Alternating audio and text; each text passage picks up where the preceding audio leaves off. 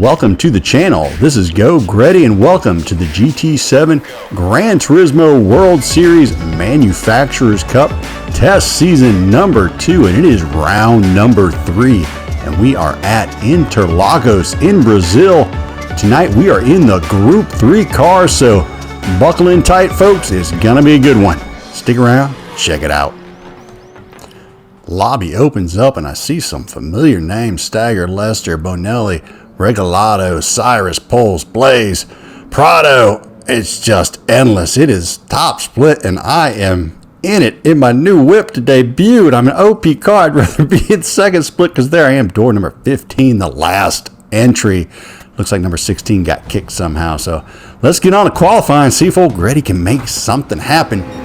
Head out onto track, and I've laid down a 130.834 on my first try, which puts me at P3. Then I quickly start to fall down the rankings all the way into 8th before I make it around the second corner, down into 9th before I get onto the first straight, and into 10th quickly after that.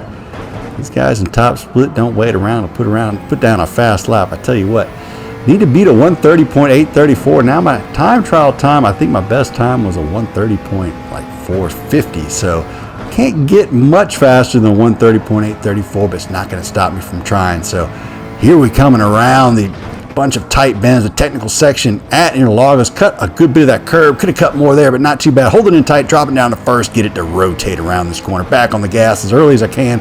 Could have been on a little bit early. As you can see, I didn't use all the curbing there on the exit. Here, a very tricky corner for the MR cars. Likes to spin out right there, but I gradually put the power back on to come out of that corner. Now hold it full throttle through here, coming down into the final turn, breaking the dirt, the bricks over there, turn it in just after the 50 board. Get on that gas in second gear, power through that corner, try and get it on the gas right there at the apex.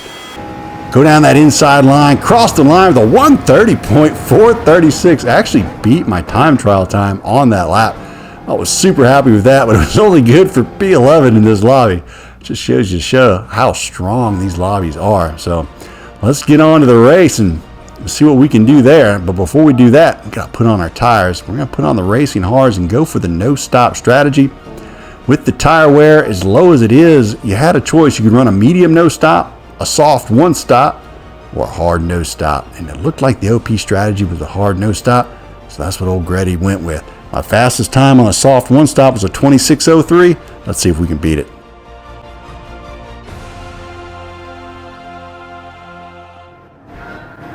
All right, here we go. It's the start of the race. Feeling a little bit nervous, a lot of pressure in this lobby. I tell you what, it is not easy racing all these really fast guys. But you know, you gotta believe in yourself that you're here for a reason, because you earned it. So you know what? All you can do is hit your apexes, drive as fast as you can, go out there with your hair on fire, and hope for the best. As I come around corner number 2 and get a little drifty there, just like Fernandez did in front of me.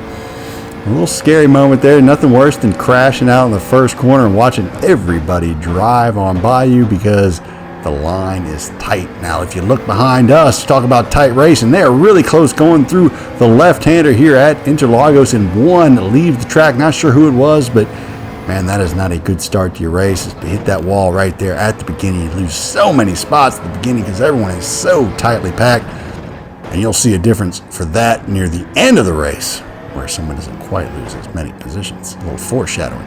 So as we come around this corner, I notice Austin Q's running me down pretty good here in the technical section at Brazil.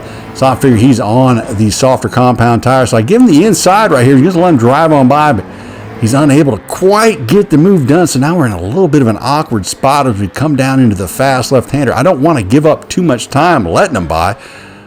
And as we're coming down through the penultimate corner, we notice Prado's spun out. What happened to him was he's coming down through there. He gets his car onto the curbing there. Cold, hard tires, not quite warmed up. Didn't grip up real well. Loses control. Brings it all the way over to Barrier. Not a good start for Prado to start his race either. So we take advantage of that Gretty pass, and we keep on trucking. I go down the inside here, brake a little bit late. That gives the RCZ the cutback. Didn't do that on purpose. I actually did it on accident, but it worked out pretty well because Austin broke on time, but on the inside I kind of missed my brake marker. It was a little bit late, and I was like, oh crap, this is gonna hurt, because I had a feeling he was going for it right there.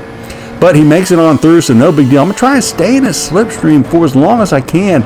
hopefully pull me back up to the gentleman fighting up here in front. As you can see there, door to door, heading down through the Senna S.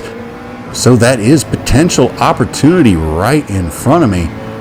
Just got to keep the head down, got to keep the laps going, making those quick lap times, breaking there by the 100 board as I come around through here, hit my apex. If you look at the split between me and Blaze, I got 1.3 seconds back to him, so I'm out of their slipstream, but I'm still in Austin Q's slip, so that's going to allow me to widen that gap between me and P12 even more. Now, Blaze, a fast guy. We've raced many times, and he has beaten me many times. We're in the same car, so I am definitely very concerned about P12, as he can come blazing back at any time. No need to worry, folks. Gretty will keep his day job as neither comedy nor YouTube is quite paying the bills for me.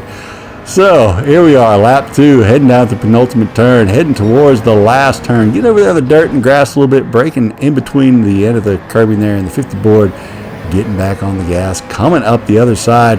Again, just trying to stay in the slipstream and put a little gap between me and Blaze. Give me some breathing room, and as I'm doing that, I brake really late. Coming into corner 1, go wide, come through there, gather it back up.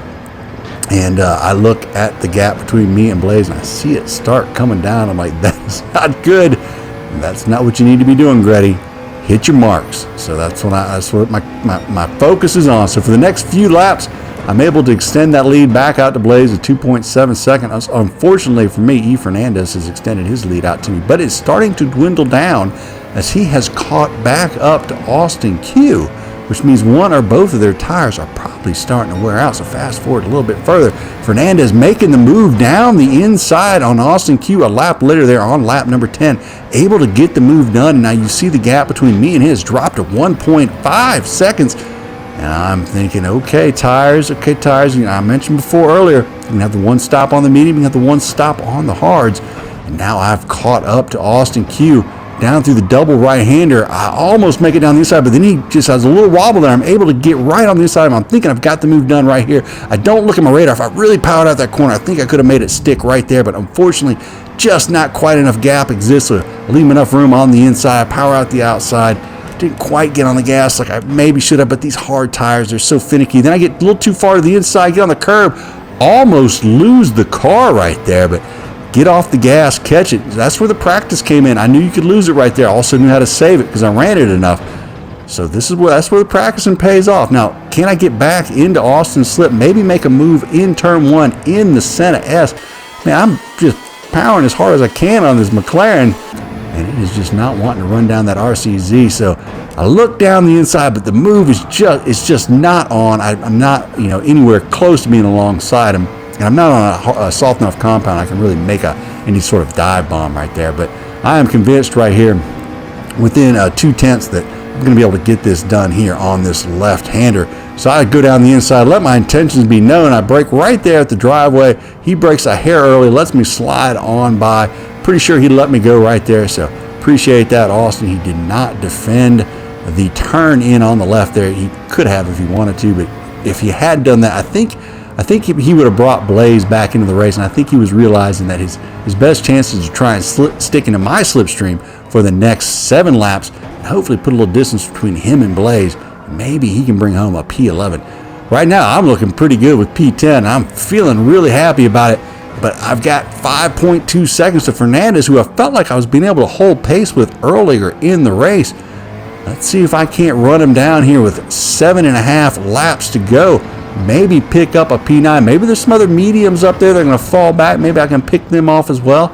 It appears there are no one-stoppers in this race to take advantage of. Everyone seems to be on the no-stop strategy.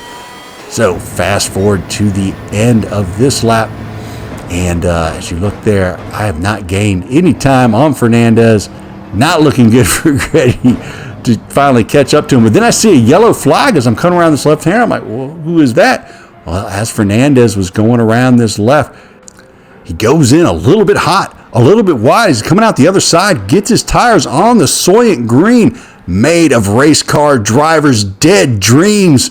and he goes all the way to Barry Yard. Now he's got to get it back on the track. He actually does a really good job. He gets back on the track rather quickly. And who is coming around the corner but none other than, well, you guessed it, Go Gretty. And here I come looking into the double right-hander. Going to try and get it by him here, as I know his tires are still probably dirty, but he defends the inside well. I try to get the cutback, try to get down in on the curbing, but just not enough there. He puts it down the inside line to defend it. Well done there by Fernandez, so I had nowhere to go but eat his back bumper, and then he defends this corner also. Now, I can't go narrow on this corner because I will lose the car, so I couldn't make a dive of any sort right there. And now him and the Z4 are just starting to pull away as the dirt is off the tires, and he's gathered himself back up nicely. Very good recover there by Fernandez.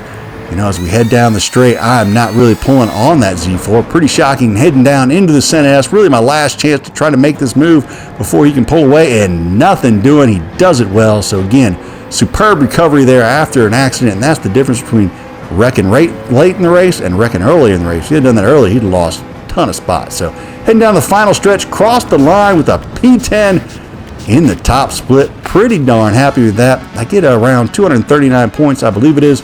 Not a terrible haul, but I'm not going to go again because, well, I'll just be back in top split looking for table scraps. So, hope you enjoyed the race. I hope you enjoyed all the action. If you did, hit the like and or subscribe. Come back, check out some more. For myself, Go Gretty. You all have a great evening. DJ Clean, take us out of here.